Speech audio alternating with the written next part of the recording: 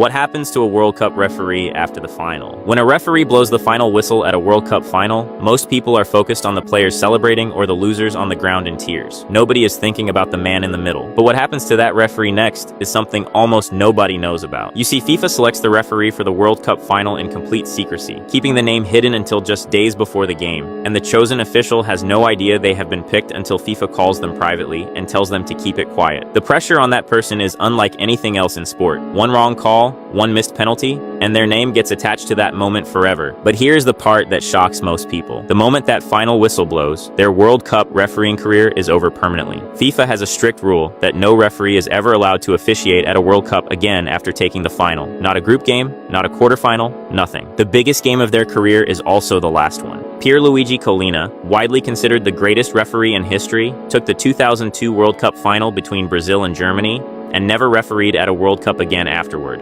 What happens to a World Cup referee after the final? When a referee blows the... What happens to a World Cup referee after the final?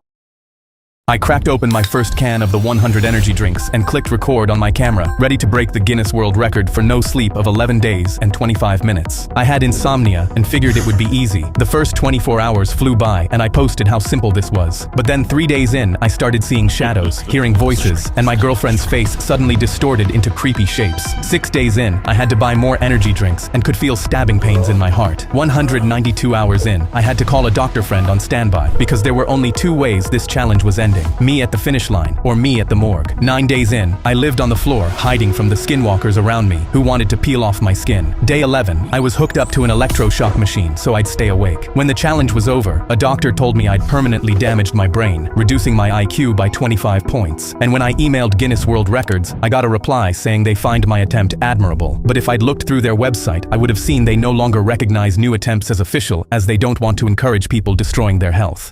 I cracked open my first can of the 100 energy drinks and clicked record on my camera, ready to break the Guinness World Record for no sleep of 11 days and 25 minutes. I had insomnia and figured it would be easy. The first 24 hours flew by and I posted how simple this was. But then 3 days in, I started seeing shadows, hearing voices, and my girlfriend's face suddenly distorted into creepy shapes. 6 days in, I had to buy more energy drinks and could feel... I cracked open my first can of the 100 energy drinks and clicked record on my camera.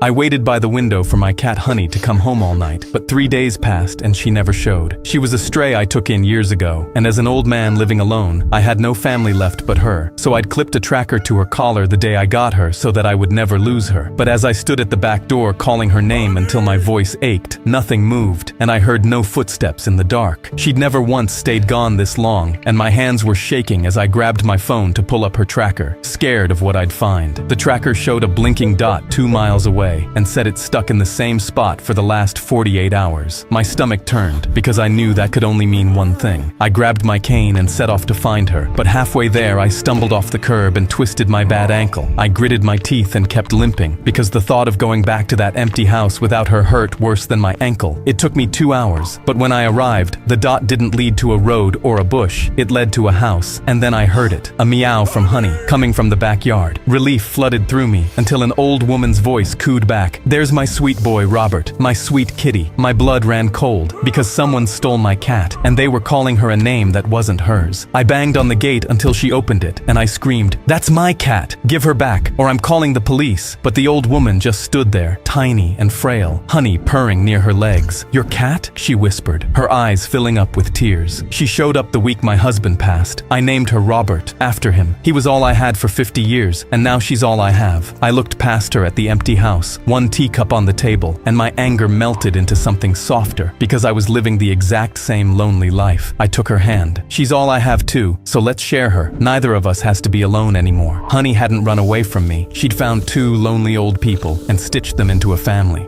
I waited by... I was sitting on a plane, working an undercover... I slid into the back of my Uber, but my driver wouldn't say a word. I had just set a package... I was test driving a Lambo.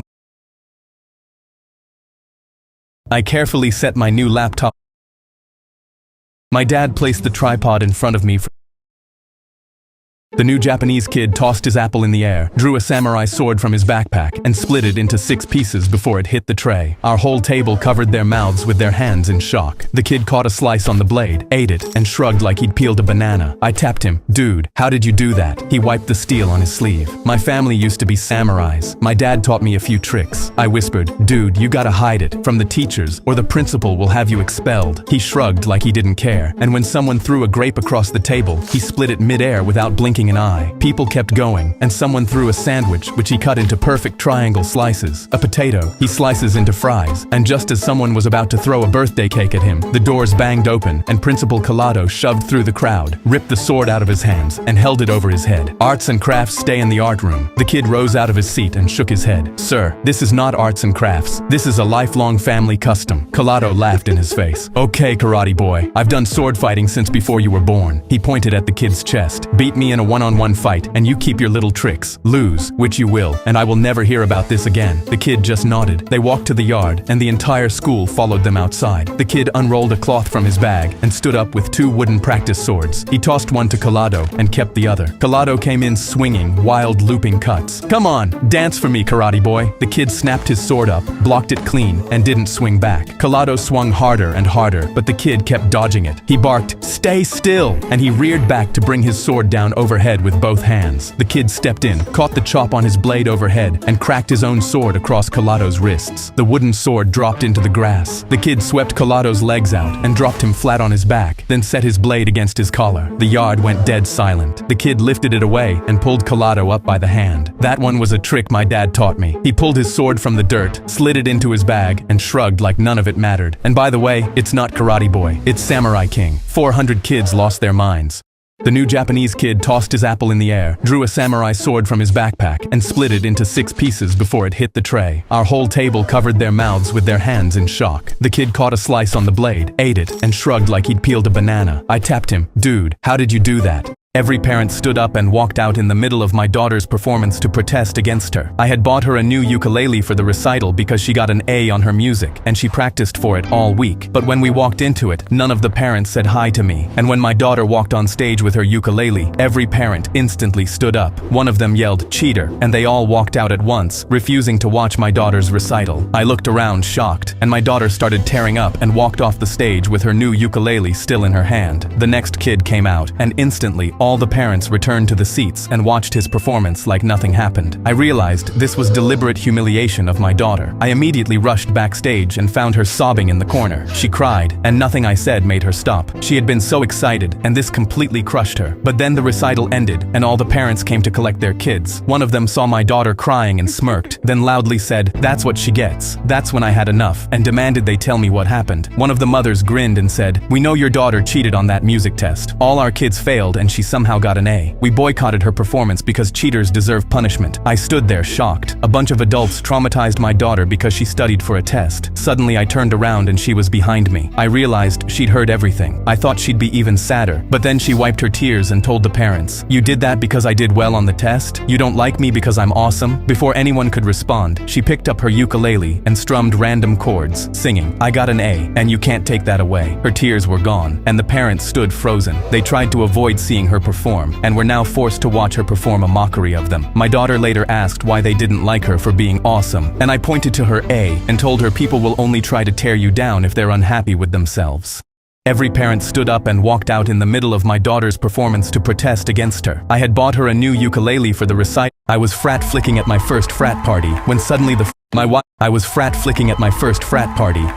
front door got kicked open and cops started flooding in the house. The music cut out and everyone froze. An officer looked around at the destroyed house and screamed, "This is an illegal party with serious property damage. Who is responsible for this?" I was just the new guy trying to get into the frat, so I didn't know what to do. That's when the frat leader James whispered, "Take the blame for this, and you're in the frat, guaranteed." I shook my head no, and his face hardened. He spun around and pointed at me. "Officer, it was him. He threw this whole party." My heart dropped. The cops grabbed me with disgust and dragged me toward the door while the entire party watched. Outside, the entire frat backed up James's lie. Yeah, it was him. He hosted this party. James pointed at me, smirking. Officer, I tried to stop him, I swear, but he refused. I felt my face go red with anger. It was my word against the whole frat, and the cops believed every word. Before I could even speak, they slapped handcuffs on my wrists. We're contacting your school. You'll be expelled and charged for all the damages tonight. Party's over, buddy. My stomach dropped. I was losing everything for a party I didn't even throw. Desperate, I blurted out, "It's not true. They're lying. Call the homeowners. This house has to have cameras. Please." But the second I said it, James's face went pale. "Well, wait. You don't need to call them. Don't call them," he stammered like he was hiding something. But an officer was already on the phone. Another officer said, "Too late, buddy. They'll be on their way soon." Moments later, a car pulled up and an older couple stepped out. The second James saw them, he started shaking. He scrambled, pointing at me. It was him. He threw the party, I swear. But the woman didn't even look at me. She crossed her arms and stared James down. "James, this is the third time you've trashed our house. We're so tired of paying for your frat party's damages. You're a terrible son." My jaw dropped. These were his parents and his house. His dad turned to the officer. "Arrest him. It's time he finally pays for what he does." The cops uncuffed me and slapped them right on James. As they dragged him to the car, I said, "After party at my house?"